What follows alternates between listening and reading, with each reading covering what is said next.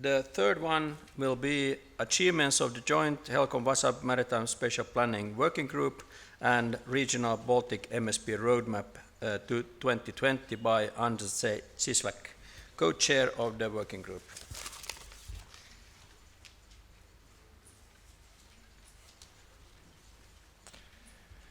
Well, yes, I must say it sounds very important achievements.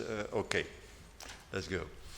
Well, first of all, this group is a group which is made for intergovernmental cooperation in the Baltic Sea region. We had our first meeting in 2010. It was a result of an agreement between VASAB and HELCOM, and we have, well, in theory, participation of all coastal countries on the Baltic, and we have also Norway, and have guests there. And well, this is a crossbreed of these two agreements I mentioned. One is based on, well, hard law. That's the Helsinki Convention on Protection of Environment. The other is, and it's, well, the main body is the Conference of Ministers for Environment. It has a right, since it's a convention, it has a right to well, at least produce some kinds of law and agreements which are to a large extent binding for the countries. VASAB is an agreement between ministers responsible for spatial planning.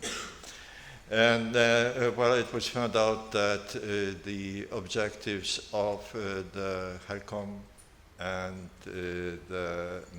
require spatial planning, also of the sea. VASAB in its work in, well, about 2009, if I know, earlier, somewhere around 2005, found out that there's a sea inside as far as the Baltic Sea region goes, and that due concern should be given to managing the sea space.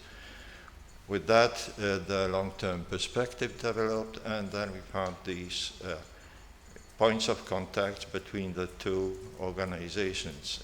And that's how this MSP work group came to life, taking into account then allowing to well, merge all the interests that are needed to manage the sea, at least in spatial terms.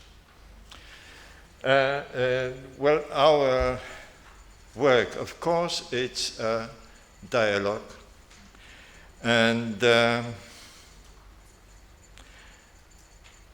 it's where we developed these principles, a little more about them later, the roadmap. We try to overview the whole process of MSP within the Baltic Sea. And in the meantime, we had heated discussions about the legality of spatial planning of the whole sea area, including the EEZ, which resulted in a paper on the legal requirements for MSP. That took quite a bit of time to produce that one.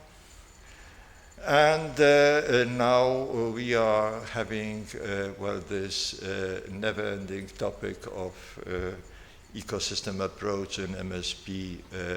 This is quite a big job that we are doing at this moment. About the principles. Well, I won't go into them. You can find them on the VASAB or the HELCOM websites with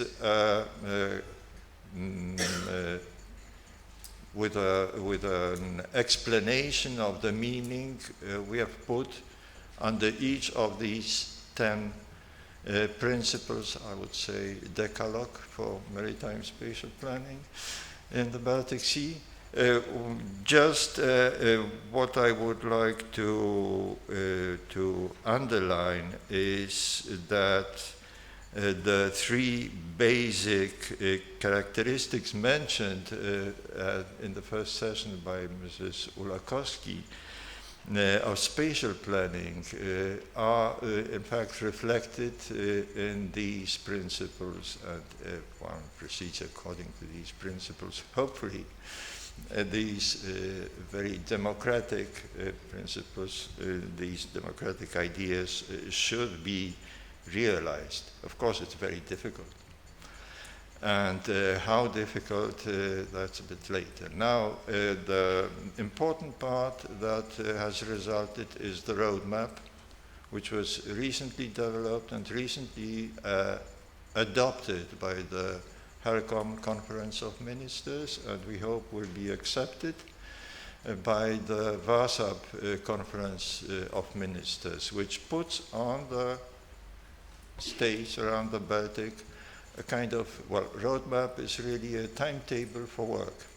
And this is the timetable for work with the objective of realizing spatial planning around the Baltic in 2020. Well, let's say 2021, let's look towards Denmark. I don't know where they are, but they have some problems, and hopefully the date in the MSP directive at least will be observed. And that it should be coherent across borders and apply the ecosystem approach. What does that mean is something that we would like to define in the guidelines on which this work group is working. There are three basic things to be observed and used in maritime spatial planning. And well, one is a very difficult question of participation, public participation and consultation in MSP. This, as well as the data sharing thing, also these are what we want to thank PartiSEApate for the work it's doing, because we'll heavily lean on the results of this project in our future work. But these guidelines certainly are needed, and probably the problem of public participation between countries on things produced inside the countries according to their national law, because spatial planning is a national issue. But when we go to see, it has a very strong international dimension. Well, this might be even a more difficult problem than defining what ecosystem approach is. And so we have a very stiff task before us. Hopefully we'll be able to do it. Knowing my colleagues in the group, well, we are in for a lot of very heated and difficult discussions, though, as usual, friendly. The information and data problem is also one of the issues we have in our timetable, and we are just in front, hopefully, of establishing a special subgroup to work on this problem. But to work, in my mind, it's not the data, it's the information that is the problem. We should not mix data. The planners don't need a cloud of data. They need well-organized information, in fact. So other dimensions of our groups are to follow up the directive process, of course. We act as a horizontal leader of MSP in the EU strategy for the Baltic Sea region. And we try to support the testing of principles in a set of projects. By the way, just about the question of Jacek Zauchat to you, where would we be without VASAB, with the MSP process? I think we would be about 5 years behind, all of us, including Europe, because, in fact, it was VASAB who supported the concept of including MSP in the first project in Baltic Coast, which at first was to deal only with ICM. And from that project, really the whole process of introducing MSP here and in Europe started. That was the first one that mentioned the thing.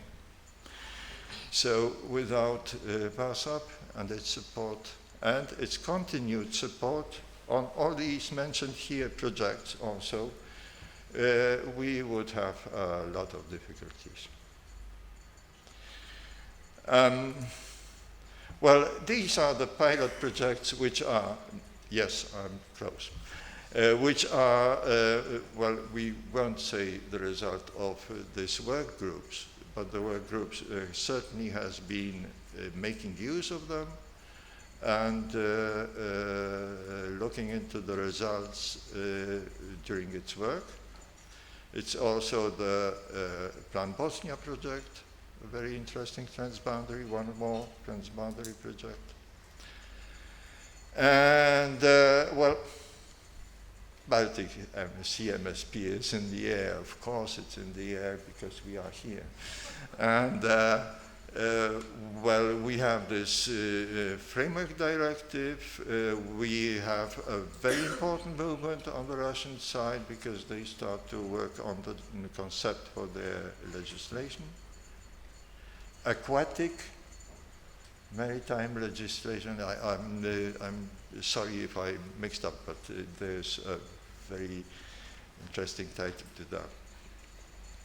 And well, these also, well, we promise that in our future we will ensure the harmonization to as far as possible, since we really contain in ourselves all the countries which are doing or will be doing MSP in the Baltic. And if you want any further information, these are the websites, and thank you very much.